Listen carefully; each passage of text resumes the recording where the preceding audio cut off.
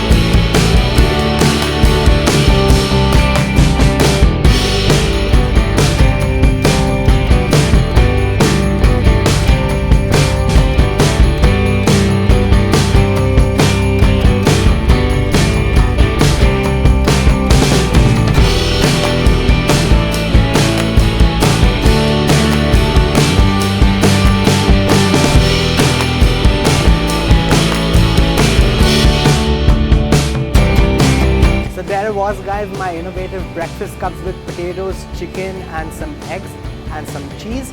So if you don't really want some chicken in your breakfast, you can have it with just the potatoes and the eggs, which is again a classic breakfast combination. And if you have other combinations that I can try with this recipe, do write back to me. Thanks a lot.